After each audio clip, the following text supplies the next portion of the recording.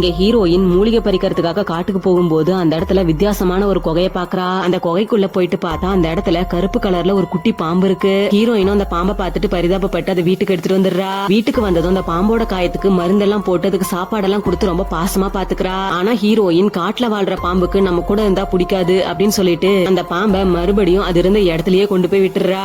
ஆனா அந்த பாம்பு மறுபடியும் அவளோட வீட்டுக்கே வந்துருது. இத பார்த்த ஹீரோயின் பயங்கரமா ஹாப்பி ஆகிடுறா. அதுக்கப்புறமா ஹீரோயின் தூங்கிட்டு இருக்கும் போது அந்த பாம்பை பார்த்தா டக்குன்னு ஒரு மனுஷனா மாறிடுது.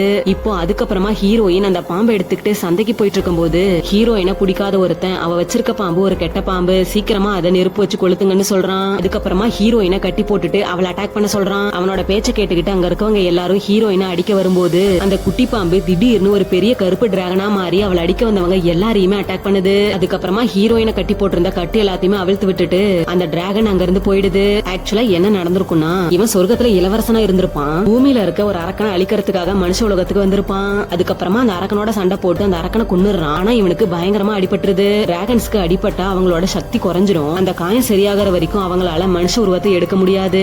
அதனால அவன் டிராகனோட உருவத்துல இருந்து அவனோட சுயநினைவை இழந்து ஒரு குட்டி பாம்பா மாறி அந்த குகையில விழுந்திருப்பான். அப்போதான் அந்த வழியா போன ஹீரோயின் அவனை பார்த்துட்டு அவளோட வீட்டுக்கு எடுத்துட்டு போயிருப்பா.